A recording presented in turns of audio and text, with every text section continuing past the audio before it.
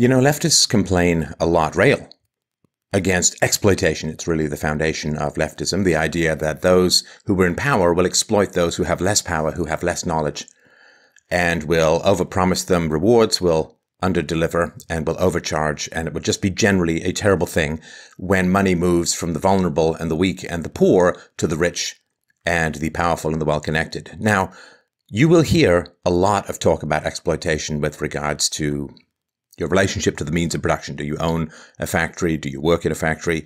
What you don't hear a lot about from the left, which is really criminal, is how terrible and how much exploitation is going on in the shell game, the pillaging of the poor, the exploitation of the young and ignorant that comes out of what is euphemistically called, or what is called higher education, but which should be called brain-rotting indoctrination. You don't hear a lot about how exploitive universities are. And that's because the leftists use universities to indoctrinate and lying to people about the value of their education while getting them to go heavily in debt to pay for their own indoctrination. Well, frankly, it's a sadist dream come true. And I was reminded of this. An article just came out. It says, I've paid $18,000 to a $24,000 student loan, and I still owe $24,000. This is written by Caitlin Corley. I'll put the link below. And it starts here. It says, it all became real the summer before my senior year of college. It was 2010, and my home phone still had a cord, which I wrapped around my fingers as I waited not so patiently for the apathetic representative on the other end to tell me the bad news about my student loan debt. Now, this is really quite astonishing. It all became real the summer before my senior year of college. I'm of two minds about this. I'm really, really ambivalent, so let me know what you think in the comments below.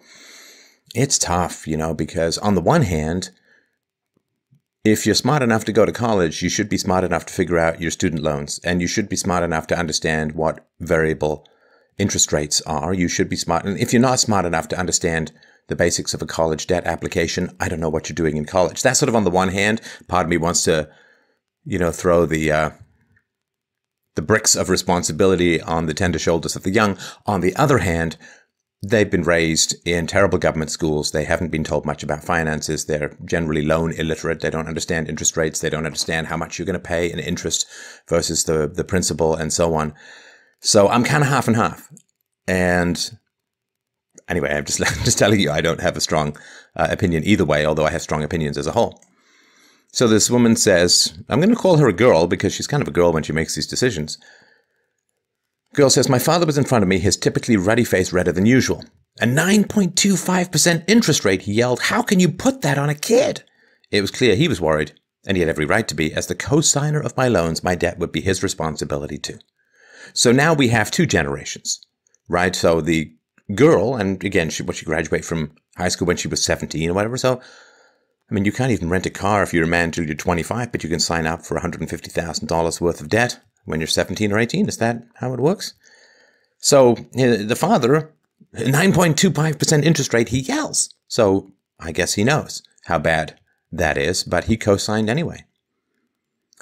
And she says the loan, ironically called a smart option loan, has a variable interest rate that fluctuates based on changes in the financial market, which may have been explained to me at the time. I truly don't remember, but I know I didn't fully grasp what that meant. See, now, again, this is where I'm kind of half and half. The education that kids get in school about basic finances, I don't know if it's because it's a female-centric educational force, I don't know, but it's terrible, it's non-existent, and this is why you had these variable rate mortgages that were extended to people who couldn't afford them because of diversity and wanting to make minorities equitable in terms of home ownership. And the fact that they weren't was actually a lie and a falsehood put forward by, I think it was the New York Fed. So this is back in the early to mid 2000s. The government kind of forced banks to lend to underqualified minorities who then it pillaged their finances because they got their down payments. They actually called them liar's loans. Not to say that they were all lying, but you could sort of fill in whatever you wanted into your income, particularly if you claimed to be self-employed. And then what happened was the interest rates bumped up. People couldn't afford it. They lost their homes. Their lives were destroyed. And again, horrible exploitation. But because that horrible exploitation in the mortgage crisis of 07-08, that horrible exploitation came out of leftist principles of egalitarianism of loan opportunities. Therefore, you didn't really hear that much about the actual cause. So either way, neither of my parents wanted me to take it. I could tell that much. This woman, or this girl talking about her loans. My mother didn't even have to say it, as she sat wordlessly next to me on the couch. So neither of her parents wanted this girl to take the loan, but then the dad ends up co-signing. And again, the dad, it's your job. You need to know what this is. And, I don't know. I've read the article. I can't remember if the girl says what she took. But if it's not a degree that specifically leads to a career, engineering or something like that, well, then you need to do the research. This is really, it's frustrating because in the past, when only like 10% of people used to go to college, you could go to college and it was like this big giant IQ test. Like, why do people need to go to college? Because they want to prove that they're smart. Why can't they just take a 2-hour IQ test instead of a 4-year college degree? Because that's not allowed. Right? Because of race and IQ differences, if you have IQ tests, then blacks and Hispanics are going to do worse. Whites will do on average. East Asians will do better. And Ashkenazi Jews will do quite well, particularly on the verbal, although East Asians will do better on spatial reasoning. And so IQ tests can't be fudged, but you can fudge like crazy university degrees, right? You can let people in, and they do. There are a bunch, I think, of East Asian students who are suing universities for upping the scores of blacks and depressing the scores of East Asians, because this egalitarianism of outcome, which is the obsession of the left, requires egalitarianism of inputs. And given that race and IQ is different among ethnic groups, IQ is different among ethnic groups, you can't get the same. So you're really not allowed to use an IQ test to hire people, but it would take 2 hours to administer the IQ test, and you'd have it forever, as opposed to 4 years. The IQ test would cost a couple $100, maybe, not even if you bought in bulk. IQ test would cost very little, whereas the social and personal costs of university education runs into the hundreds of thousands of dollars per student, not even counting the extraordinary unfunded liabilities in many cases of $1.4 trillion in the US of outstanding student debt. It's absolutely crippling. So again, the left wants this egalitarianism, and they refuse to discuss race and IQ, and therefore you have to have this big, giant, manipulable college matrix to try and fulfill diversity quotas, right? Then they don't like talking about this kind of exploitation. So there's some history about the father, this girl's father. This girl's mom didn't even graduate from high school. Her father worked nights driving Amtrak trains to put himself through trade school. He earned his associate's degree in his mid-30s. He was an electrician, right?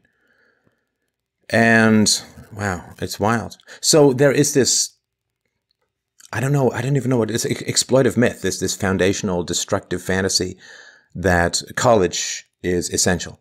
College is essential. And I think it was Ann Coulter who said, get a college degree, take your SAT scores, include them with your resume, and I would say anybody who's too dumb to recognize that that's a good business decision, because it's IQ that is the most foundational predictor of how you're going to do in a job. It's IQ, it's IQ, it's IQ, and IQ cannot be altered by environment. At least they don't really know how to alter IQ by environment. Parenting doesn't seem to matter. It's like your height, right? I guess really destructive stuff could lower IQ, but nobody knows how to raise it beyond, like, if you get extra food. Like, if you don't get enough food, you'll end up stunted in terms of height. If you get too much food, you just end up fat rather than taller. Nobody knows how to make IQ higher in the long run. So, and IQ is 80%, at least 80% genetic. It is 80% genetic. So this is why this egalitarianism thing is just never going to work. And this is why you need just ever escalating amounts of force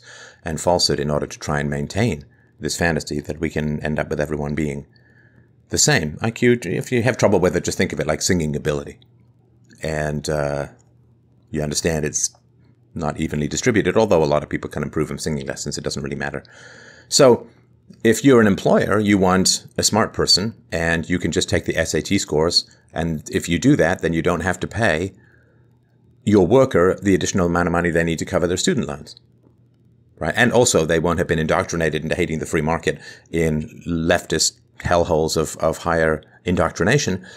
And so they'll be a much better employee. They'll be cheaper. They'll be more motivated. They'll be happier. And they can get on with their lives. And of course, you want your employees to get married and have kids because it means that they're going to be harder working, more stable, and all of that. And this is catastrophic on so many levels. This massive amount of debt for education is horrifying because people can't get their life started. They can't move out. They can't get married. They can't even go on dates. They can't have children. Like, this is like some weird irradiating don't breed for the smartest people. Anyway.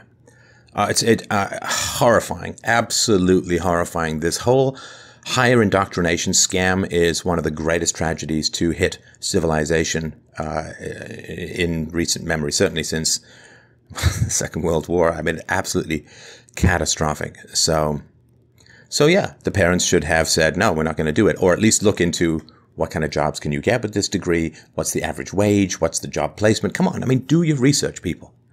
I mean, it's not even that, like, because they're opening up universities to just about anybody with a pulse, of course educational standards have to collapse. Of course they do. I mean, come on. This isn't even that hard.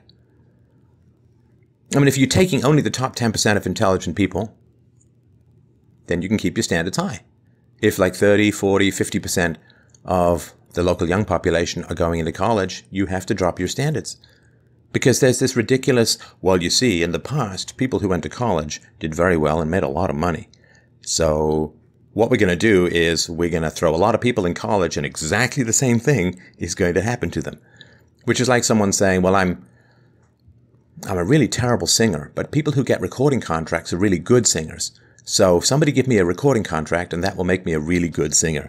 Hey, I'm not really that tall, but I've noticed that everyone in the basketball team is really, really tall. So put me on the basketball team so I can gain an extra 1.5 feet. And it's like the cause and effect is horrifying. Horrifying. And this higher indoctrination bubble exploitive bullcrap is pillaging. It is riding the wave of the prior value that a college education had. Like in the past, a college education had more value because it was more exclusive. You open it up to everyone and you're still riding the echo chamber of it has value, but you're pillaging from the past, right? It's like fiat currency on gold. So the woman's talking about at this point in my education, after 2 years of private college and 1 in public university, I'd already taken out 8 substantial loans totaling over $67,000, whose repayment I hadn't even begun to contemplate. Well, that's not good. You know, it all became real. It was all off in the future. I hadn't even begun to contemplate. I gotta tell you, I mean, if this is your approach to money, if this is your approach to value, if this is your approach to reality, I don't know what you're doing in college to begin with. Look at your mom. Didn't even finish high school, raised 2 kids, had jobs and so on, right? Crazy. Crazy. So the father says, you know, this is bad loan. This variable rate stuff is terrible, which it is, of course. So I knew racking up 1 more loan and another $24,000 wasn't ideal, but what was the alternative? Dropping out, transferring to a new school and hoping my credits would translate? See, it's not a hope, right? I started at York University, Glendon campus, then I went to McGill University, then I finished my master's at the University of Toronto. I went to the National Theatre School for almost 2 years. So, I mean, I transferred credits. It's not that hard. What? Transferring to a new school and hoping my credits would translate? No, you phone them up and you say, dear. Here we go. Leaving all the relationships I had cultivated with students and professors alike behind. I mean, you're going to put yourself into lifelong debt because you have good dorm buddies? Like, I don't know. It's kind of crazy. So I chose to take the loan. In my final year of college, with my back against the wall, Sally Mae made me an offer I did not know how to refuse. So whose fault? Whose fault is it? Well, it's this woman's fault. So, 8 years later, that loan, one of 9 that left me $95,000 in debt upon graduation. Because yes, interest does accrue while you're in school. Well, of course it does. Because the money that you're being lent is being pulled out of other resources, and so of course they have to charge interest on it. Nobody's going to give you money for 4 years for free. I lost control of my own financial destiny. Terrible. So, this is some big data here. 44.2 million Americans with student loans adds up to about $1.4 trillion in debt. Whew. Yeah, impact of the student loan crisis on the future of the country screwed our economy, broken the weight of the loan crisis, crippling. Just horrifying. It is destroying people's lives. Absolutely destroying people's lives. And like if you promise people pay and then you don't pay them, it's a criminal offense. If you promise people economic value and your degree does not translate into that, which it can't. School is for smart people. School doesn't make you smart. University is for brilliant people. University does not make you brilliant.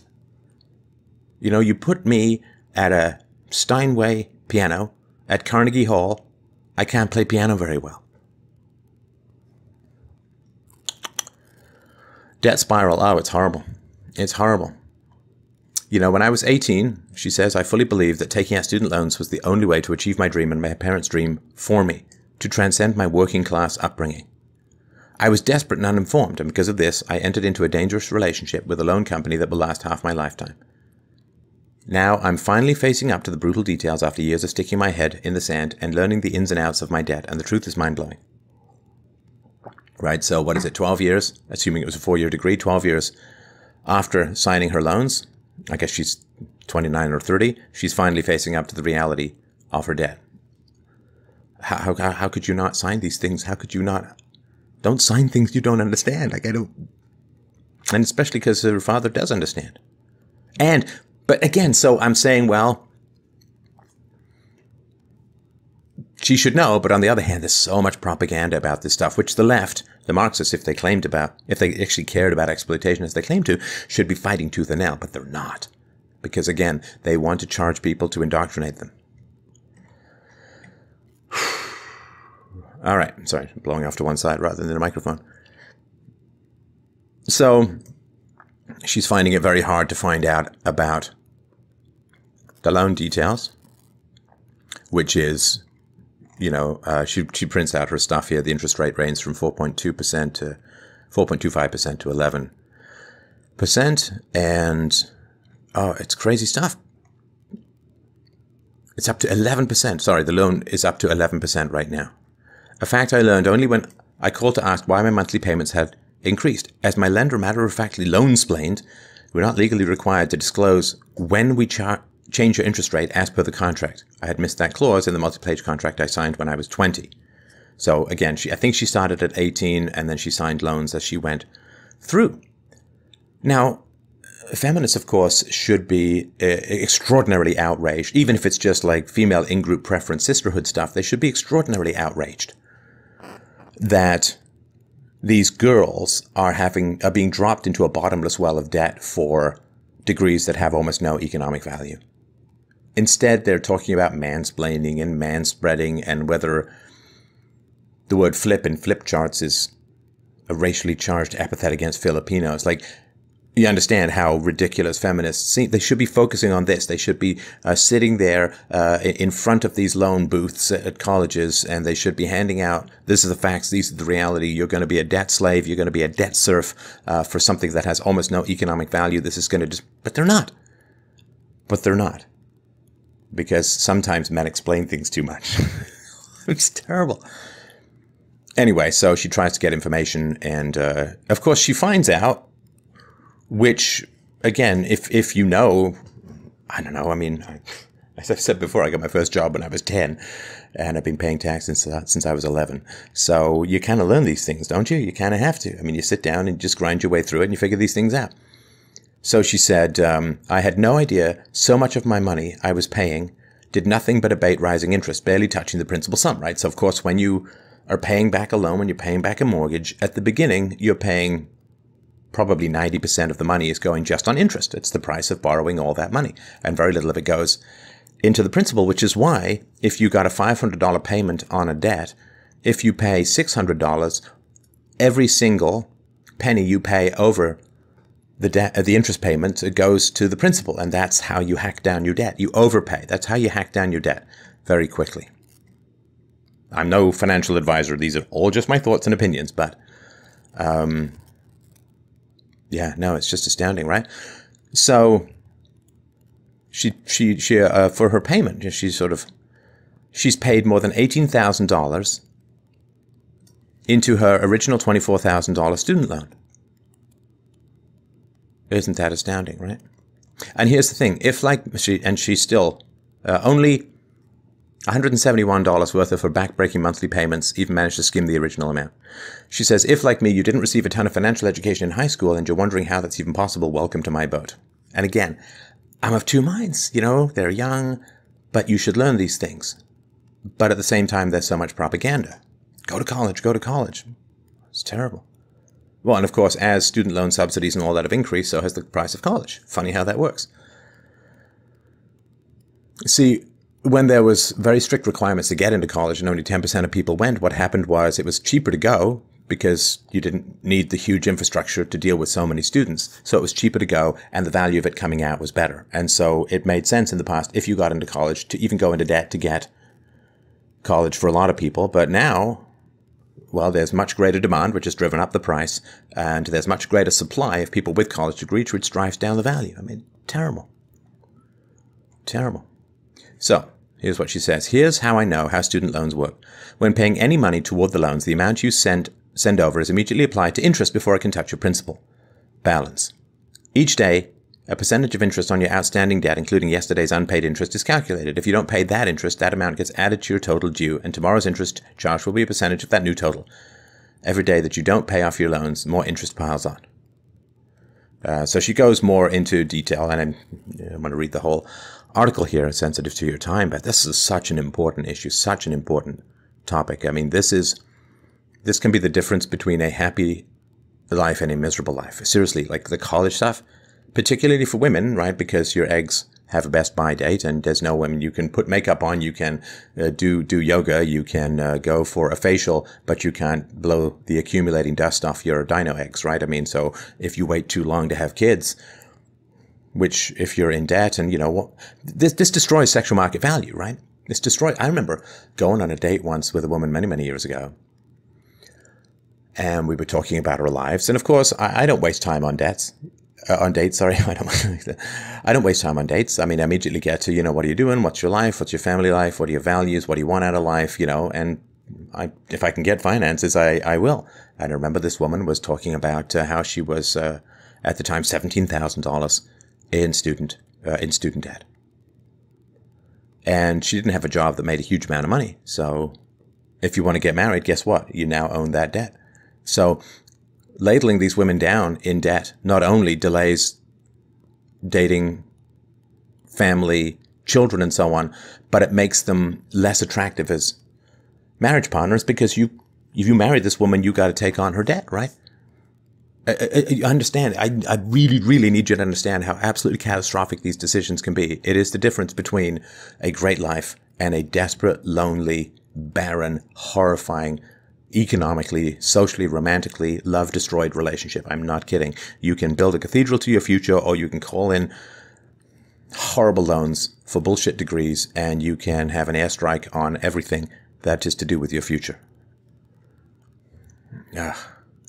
So yeah, you get a 6-month grace period, but the interest keeps going up.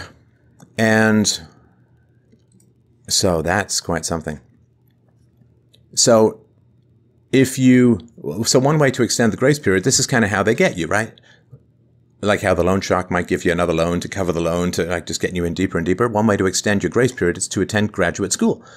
When you decide to continue your education, you don't have to worry about making any payments until you graduate. And she went outside the United States. And here's the funny thing, right? So she says she got a master's degree. She said, a master's degree I don't have any student loans for because universities outside of America don't believe in charging $60,000 a year.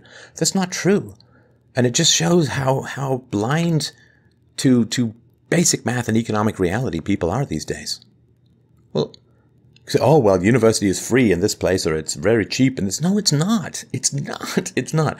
When you go to a university outside of America, you're simply transferring the loan from you to the taxpayers in whatever country you're going to, assuming you're not paying these very high sort of foreign student things, right? So, I don't know.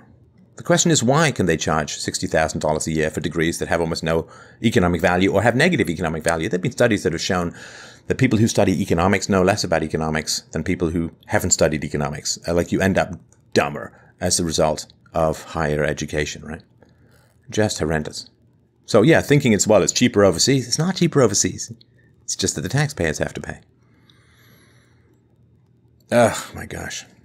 Just horrendous. Yeah, so this is the kind of life, right? This is the kind of life. She says, I would wake up at 6 a.m., take a bus and 3 trains to work, and every night I would crawl into my house at 11 p.m. for an extra $120 in overtime a week. A week. Just astounding. As I was doing my master's and researching my thesis, I had very little time left over to work. I got a part-time job at a pizza place to support myself as I continued my education. Went to books, food, and housing. I couldn't afford to make my student loan payments and had to default on them for the entire 12 months I attended the program. And this is astounding to me.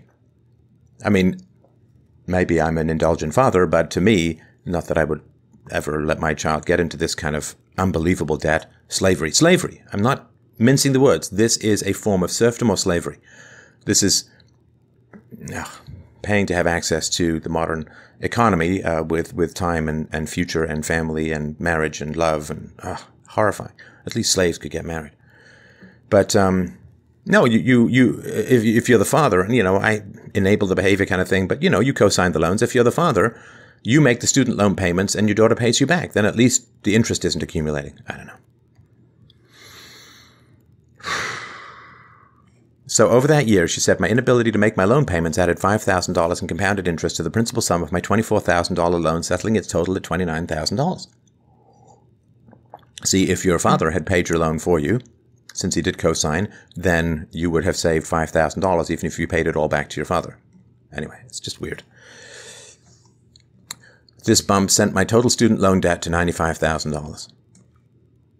It was now she's got a master's degree at this point, right? This is really important. She said, it was clear that I had to find a job right away, and so I passed my resume out in a flurry, firing off cover letters and cold emails, applying the jobs I wanted and jobs I didn't. The response was unanimous and deafening. Silence. In the age-old catch-22, I needed experience to get a job, but I also needed a job to gain that experience. So I began waiting tables while my interest kept piling on. Right. And this is the great unspoken. This is the great unspoken horror, literal horror of modern quote education. So, let's say that the government got its educational hooks into this girl when she was 5 and then took her to 18, right? So 12, 13 years, depending on, right? Then she did a 4-year undergraduate degree. Maybe she did a 2-year master's degree, right?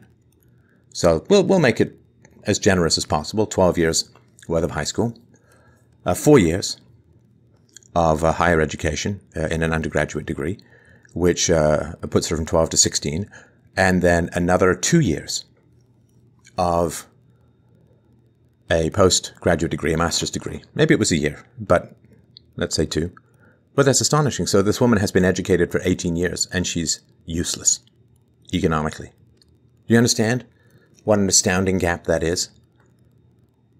I mean, the Beatles played in Hamburg, 6 hours a day or 8 hours a day for a year or two and ended up being like incredibly expert musicians. This woman has been educated in government-controlled institutions for close to 2 decades. And she has no skills to bring to a business. She's waiting tables. She's working in a pizza place. She's got nothing. Do you understand how insane that is? I really need you to I want this to go deep into your spine. 18 years. So the leftists complain about exploitation. 18 years. What is it? $14,000 a year on average the government pays per student for primary school and junior high and high school and so on. I mean, I can't even imagine. Hundreds and hundreds and hundreds and hundreds and hundreds of thousands of dollars. And this woman has no economic value whatsoever. Can you imagine that? Can you imagine taking a writing course for 18 years, full-time, and not even being able to write a complete sentence? Can you imagine taking a painting course for 18 years full-time and not being able to make a painting that anybody wanted to buy? Do you understand what I'm railing and raging against this exploitation? I really, really need you to see this, and please send this to people in your life. This is cancer, this stuff. Anyways, more details about her loans. So here's what she says. She says, when I finally got my first full-time office job at the start of 2013, it paid less than $20,000 a year. Less than $20,000 a year. That's $10 an hour. This is this is stuff I did when I was in college, like temping, like typing and Excel and stuff like that. She said I would make $1,400 a month and send $750 to Sally Mae. That's a lone person. The average one-bedroom apartment rented for about $3,000 a month. More than half of her net pay was going directly to loans. Nearly a 2-hour commute each way to my office, which wasn't so terrible until I started working overtime and my hours shifted from 9 to 5 to 9 to 9. And this is what she says. Now, this is why I would talk about how this stuff is literally dangerous. It is dangerous for your life. It is dangerous for your life. Listen, if you're working 9 to 9, you have a 2-hour commute each way to your office, then you're getting up at 6, you're getting home at 11 p.m. It takes a while to unwind, and you're getting no sleep. You're getting no sleep. Do you know what getting no sleep does to your health?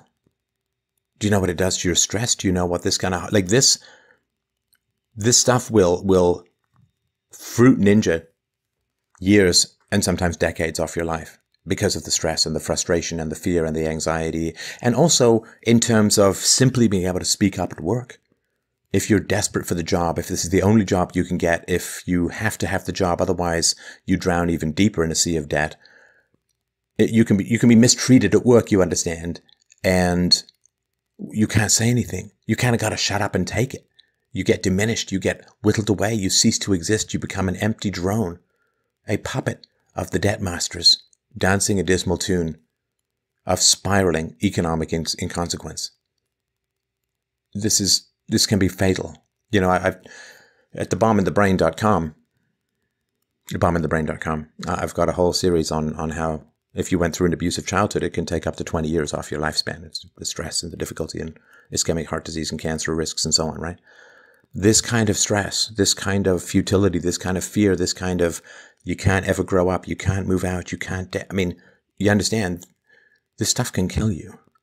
This isn't just a bad education. This isn't just debt. This can be your life or lack thereof. This can be an early grave. Oh, it's crazy.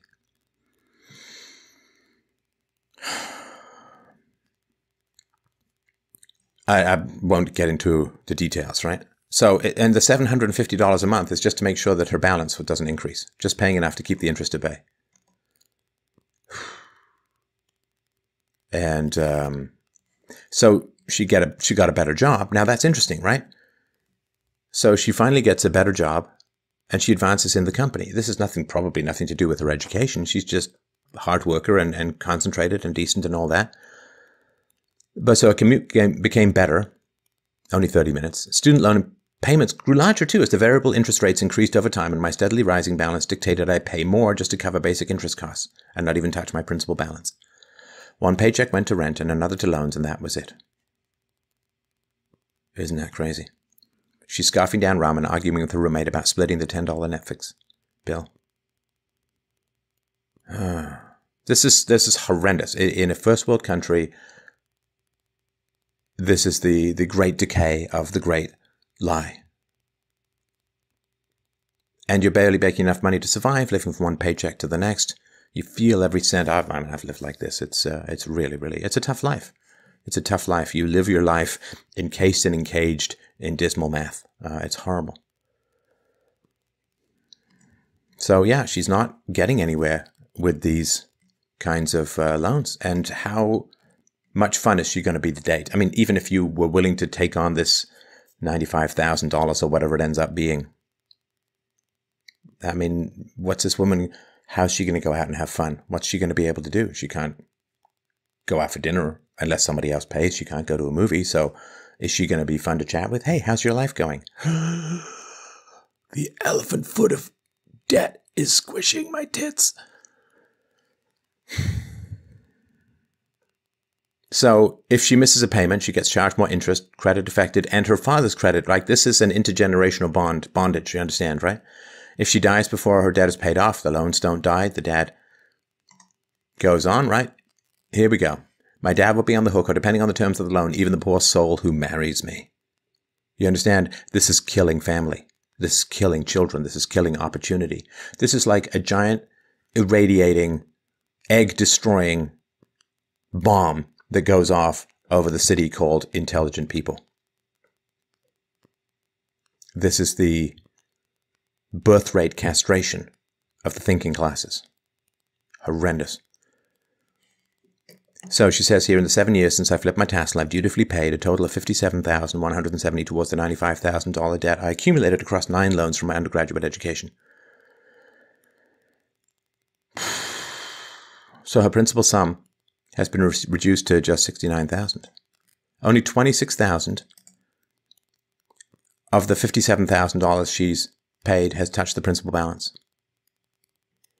She's paid over $30,000 just to be pretty much in the same financial situation she was when she graduated.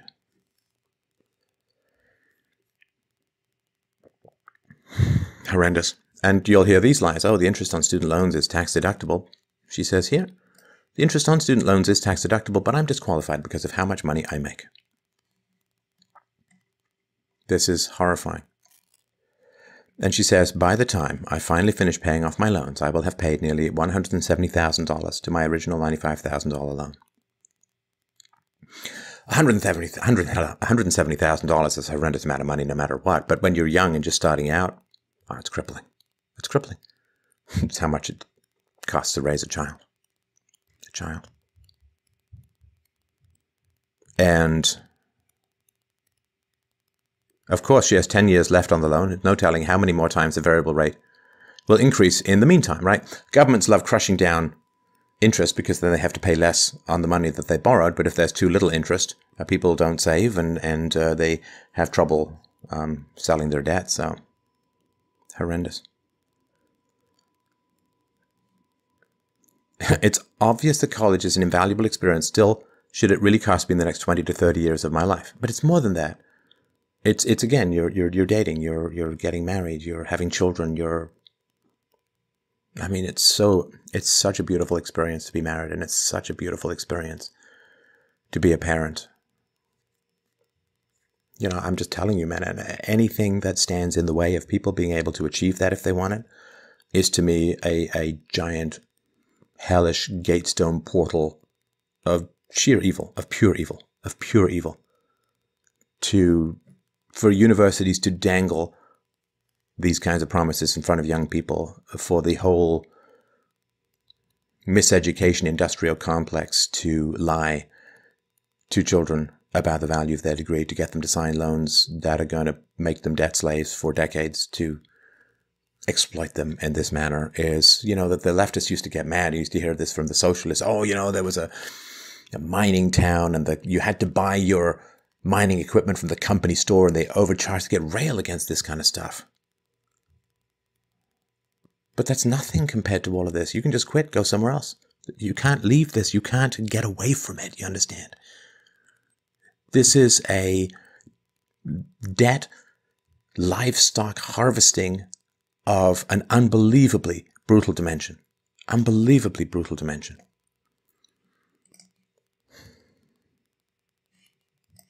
See, in January 2017, 2 states brought lawsuits against Sallie Mae, detailing how the company took advantage of students by selling them subprime private loans with expected default rates at 92% at a massive profit to only the company itself. So here's the question, right? So if you borrow money from a bank, there's an old saying that says if you owe the bank $100,000, you're in trouble. If you owe the bank $10 million, the bank's in trouble. So this just takes a moment, right? This takes a moment to think about. If you're running a bank and let's say that you make 3% profit on a loan. So every loan that has 100% default means that you have to have 33 loans that go perfectly. It's very hard to make money in a bank unless you rigorously vet people who borrow from you, because if people fail to pay back, the ripple effect of that is enormous. So here's the question. How is it possible for a bank to lend to people with an expected default rate of 92%?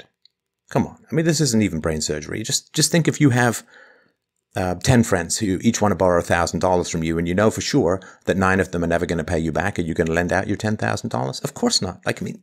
So the question is, how does this work? How can it possibly work? How can it possibly work? Well, I don't know the exact answer because it varies in various locales.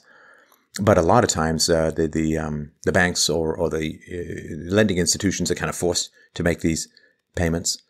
because the leftists in charge of government want more indoctrination and so on. And they also want to pretend, they want to turn people against the remnants of the free market. So they put them in these horrible situations of lies, exploitation. I mean, to me, a university should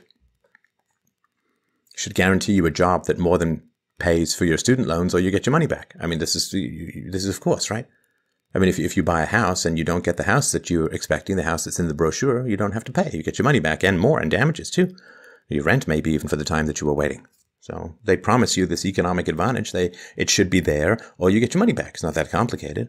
Oh, and the whole idea of universities are ridiculous these days. Everything's on the internet anyway.